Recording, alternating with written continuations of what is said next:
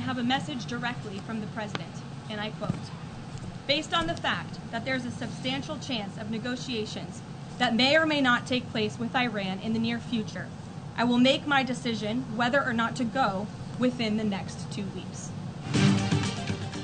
اسرائیل ایران جنگ امریکی صدر ٹرمپ 2 ہفتے میں اہم فیصلہ کریں گے. ترجمان وائٹ ہاؤس کیرولائن لیوٹ کی پریس بریفنگ میں کہا جو بھی ہونا ہے 2 ہفتوں میں ہو جائے گا. صدر ٹرمپ اسرائیل ایران جنگ پر 2 ہفتے میں امریکی کردار کا فیصلہ کریں گے. صدر ٹرمپ سمجھتے ہیں ایران سے مذاکرات کا امکان ہے اور فیصلہ اسی کی بنیاد پر ہوگا. صدر ٹرمپ بات چیت کے آپشن کو طاقت کے استعمال پر ترجیح دیتے ہیں. امریکہ کسی بھی خطرے سے نمٹنے کے لیے تیار ہے.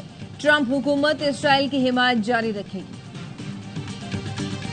ایران پر حملے کی منظوری نہیں تھی. ڈونلڈ ٹرمپ نے خبروں کی تردید کر دی. سوشل میڈیا پر بیان میں کہا امریکی اخبار کو آئیڈیا نہیں کہ ایران سے متعلق کیا سوچ رہا ہوں. وال اسٹریٹ جرنل نے دعویٰ کیا ہے کہ امریکی صدر نے ایران پر حملے کے منصوبے کی منظوری دے دی لیکن حتمی حکم جاری نہیں کیا. منگل کی رات سینئر مشیروں کو بتایا ایران پر حملے کا فی الحتمی حکم نہیں دیا تاکہ دیکھا جا سکے گا ایران اپنا جوہری پروگرام تو کرتا ہے یا نہیں. عرب میڈیا کے مطابق ٹرمپ بنکر بسٹر بم استعمال کرنے پر غور کر رہے ہیں. ایران کے فردو نیوکلیئر پلانٹ کو نشانہ بنانے کی منصوبہ بندی کی جا رہی ہے. وائٹ ہاؤس کے مطابق امریکی صدر مشیروں سے آج مشاورت کریں گے.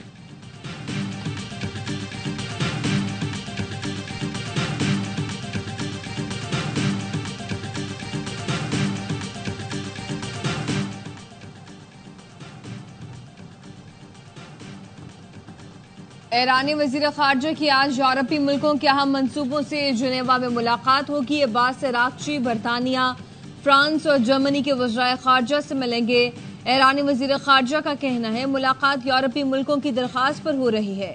جرمن سفارتی ذرائع نے غیر ملکی نیوز ایجنسی کو بتایا کہ ایران اور یورپی ملکوں کے وزرائے خارجہ میں مذاکرات ایٹمی پروگرام پر ہوں گے. ایرانی میڈیا نے بتایا ملاقات میں یورپی یونین کی خارجہ پالیسی کی سربراہ کا اجلاس بھی ہوگا.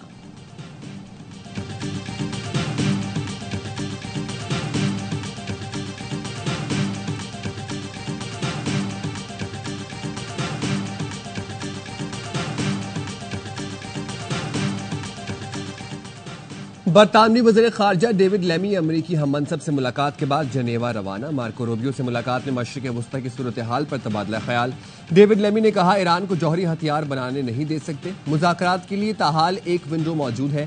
سفارتی حل کے لیے کوشاں ہے.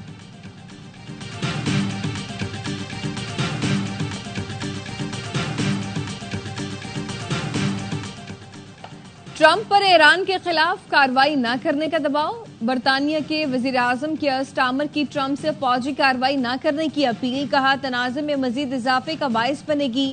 سٹارمر نے فریقین سے معاملے کو سفارتی سطح پر حل کرنے پر زور دیا. روس نے بھی امریکہ کو ایران اسرائیل تنازع میں مداخلت سے باز رہنے کا کہا. روسی وزارت خارجہ کے ترجمان نے کہا ایران اسرائیل جنگ میں امریکی فوجی مداخلت انتہائی خطرناک قدم ہوگی. اسرائیل ایران کی جوہری تنصیبات پر حملے بند کرے. روس کو بوش شہر میں نیوکلیئر پاور پلانٹ کے تحفظ سے متعلق تشویش ہے جہاں روسی ماہرین کام کر رہے ہیں.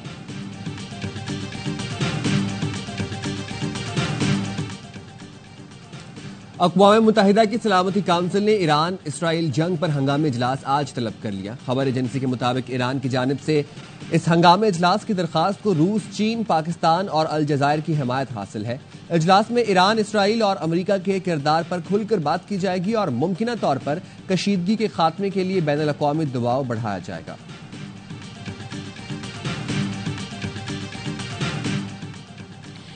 ایران پر اسرائیلی جارحیت. OIC وزرائے خارجہ اجلاس کل استنبول میں ہوگا. نائب وزیر اعظم اسحاق ڈار پاکستان کی نمائندگی کریں گے. افتتاحی سیشن سے ترکی کے صدر طیب اردوان خطاب کریں گے. OIC رابطہ گروپ برائے کشمیر کا اجلاس اتوار کو ہوگا. اسرائیل کا 20 لڑاکا طیاروں سے ایران پر تازہ حملہ. میزائل لانچر اور تنصیبات کو نشانہ بنانے کا دعویٰ.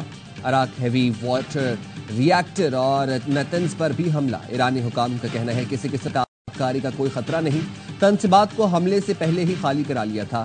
ایرانی فورسز کا کہنا ہے اسرائیل کے متعدد ڈرونز گرا دیے گئے. اسرائیلی حملوں کے نتیجے میں ایران میں اموات کی تعداد 639 ہو گئی.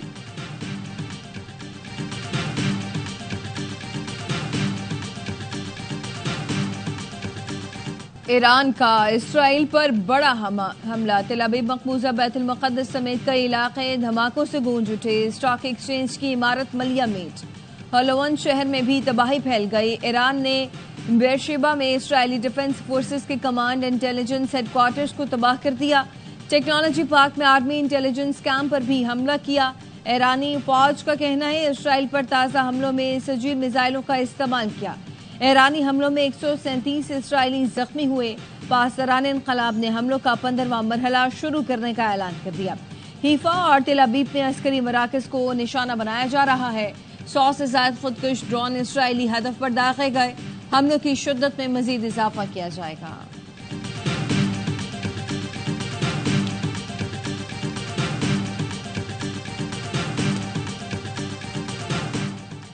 اسرائیلی وزیر اعظم نے ایران میں حکومت کی تبدیلی کے بیان پر یو ٹرن لے لیا. نیتن یاہو کہتے ہیں ایرانی حکومت کی تبدیلی ایرانی عوام کا اندرونی معاملہ ہے.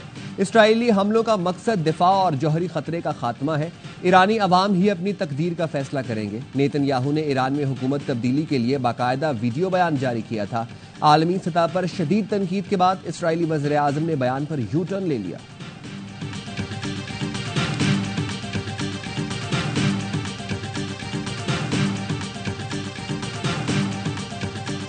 اسرائیل کا امریکہ کو مدد کے لیے پکارنا کمزوری کی علامت ہے. ایرانی سپریم لیڈر کہتے ہیں اگر دشمن کو یہ احساس ہو آپ ان سے ڈرتے ہیں تو وہ آپ کو نہیں چھوڑیں گے.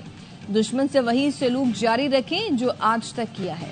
اسرائیل کو بھرپور طاقت کے ساتھ جواب دیتے رہیں گے. ایرانی نائب وزیر خارجہ کہتے ہیں امریکہ جنگ میں شامل ہوا تو خطہ جہنم بن جائے گا. امریکہ کتنی طاقتور ہے ہمیں اس کی پرواہ نہیں. یہ جنگ امریکہ کی نہیں. اسرائیل امریکہ کو جنگ میں دھکیلنا چاہتا ہے. امریکہ ایران مذاکرات نتیجہ خیز مرحلے میں تھے. اسرائیل نے مذاکرات سبوتاژ کرنے کے لیے حملہ کیا. امریکہ اب بھی مذاکرات کے لیے پیغامات بھیج رہا ہے.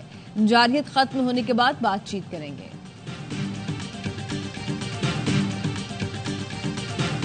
روس اور چین کے صدور کا ٹیلی فونک رابطہ. ایران پر اسرائیلی حملوں کی مذمت. اسرائیلی اقدامات کو اقوام متحدہ کے چارٹر اور عالمی قوانین کی خلاف ورزی قرار دیا. دونوں رہنماؤں نے موقف اپنایا. ایران کے جوہری پروگرام پر خدشات کو فوجی طریقے سے حل نہیں کیا جا سکتا. اس پر سفارتی کوششوں کی ضرورت ہے.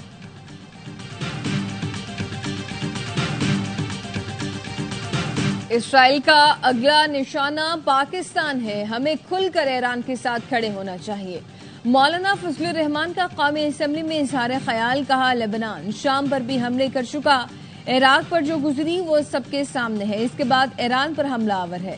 ہمیں اپنی پالیسی پر غور کرنا ہوگا. ایران اسرائیل کو جواب دیتا ہے تو اس کے ہاتھ روکے جا رہے ہیں. پاکستان بھارت کو جواب دیتا ہے تو اس کے ہاتھ روکے جا رہے ہیں.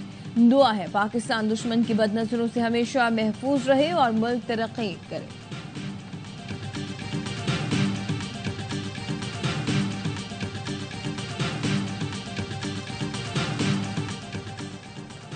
فیلڈ مارشل عاصم منیر کی پاکستانی سفارتکار سائمہ سلیم سے ملاقات. قوت بصارت سے محروم سائمہ سلیم یو این مشن میں پاکستان کی نمائندہ ہیں. آئی ایس پی آر کے مطابق فیلڈ مارشل نے سائمہ سلیم کی ذہانت، عزم اور کاوشوں کو سراہا. کہا سائمہ سلیم قوم کے لیے ایک چمکتا ستارہ اور خصوصی افراد کے لیے عزم و ہمت کی زندہ مثال ہے. فیلڈ مارشل کی خصوصی طور پر بھارتی سپانسر دہشت گردی کا معاملہ اٹھانے پر سائمہ سلیم کی تعریف. سائمہ سلیم نے یو این میں اپنے امور سے متعلق آگاہ کیا. فیلڈ مارشل کی پاکستان کے موقف کے فروغ میں سفارتکار کی کوششوں کی تعریف بھی کی.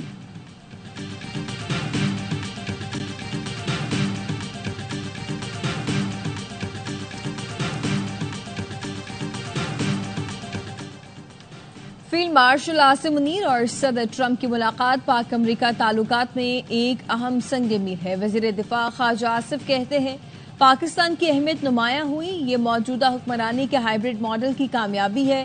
انقلابی تبدیلیاں وزیر اعظم شہباز شریف اور فیلڈ مارشل عاصم منیر کے تعاون سے ممکن ہوئی. سینیٹر فیصل واڈا کہتے ہیں فیلڈ مارشل عاصم منیر کو کوئی ڈو مور نہیں کہہ سکتا. فیلڈ مارشل کو امریکہ میں شاندار پروٹوکول ملا. اس طرح دنیا میں کسی کو مدعو نہیں کیا گیا. आर्मी चीफ पाकिस्तान के लिए बहुत सी मुस्बत चीजें लेकर आ रहे हैं।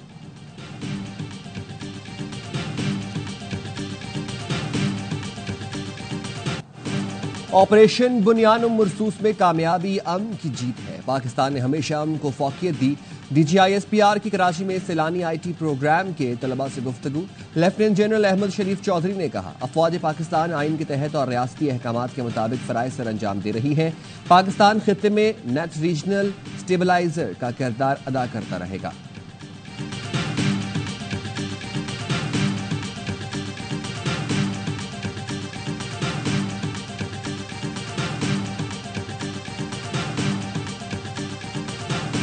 चेयरमैन बिलावल भुट्टो जरदारी साहब कराची तशरीफ़ ला रहे हैं। अपने दौरे के बाद पाकिस्तान पीपल्स पार्टी ने ये फैसला किया है कि हम उनका एक शानदार इस्तकबाल कराची एयरपोर्ट पे कल करेंगे।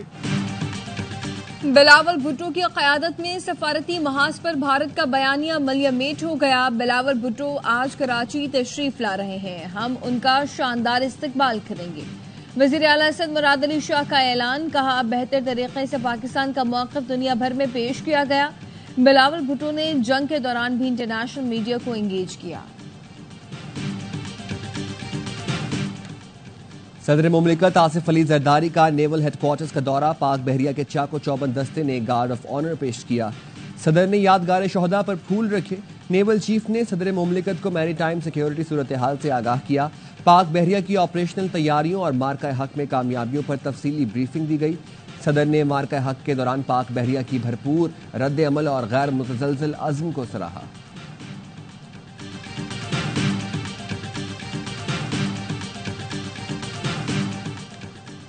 आज बजट पर वोटिंग का अमल शुरू होना है, लेकिन बानी से मुलाकात नहीं कराई गई। अरकान पार्लियामेंट को कहता हूं असेंबली में जाकर वोटिंग नहीं करनी।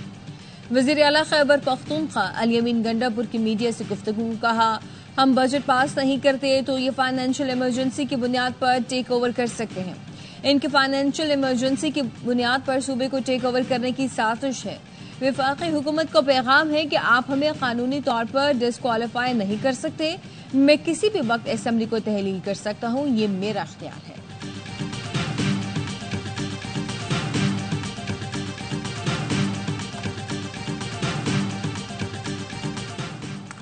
कराची सुपर हाईवे पर पुलिस मुकाबला, फायरिंग की जद में आकर 7 साला बच्ची जाँ बहक। पुलिस के मुताबिक फकीर गोट पर मुलजमान लूट मार कर रहे थे कि पुलिस को देखकर फायरिंग शुरू कर दी।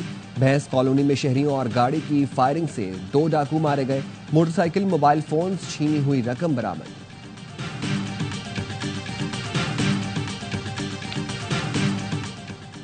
सीसी से जायद तमाम गाड़ियों पर कार्बन लेवी आयद। हाइब्रिड गाड़ियों को इस्तिस्ना इतलाक 1 जुलाई से। कौमी असेंबली की खजाना कमेटी ने फाइनेंस बिल की तजवीज मंजूर कर ली। 1300 सीसी से 1800 सीसी तक पेट्रोल डीजल से चलने वाली गाड़ियों पर कार्बन लेवी 2% होगी। 1800 सीसी से जायद तमाम गाड़ियों पर 3% कार्बन लेवी होगी।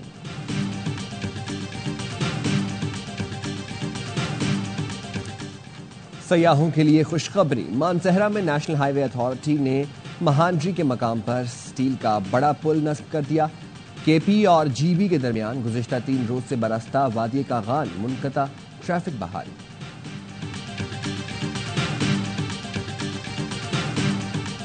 आओ मिलकर बनाएं पाकिस्तान। महकमा तालीम सिंध AIYB ग्लोबल के साथ मिलकर स्टेम प्रोजेक्ट आगे बढ़ाएगा।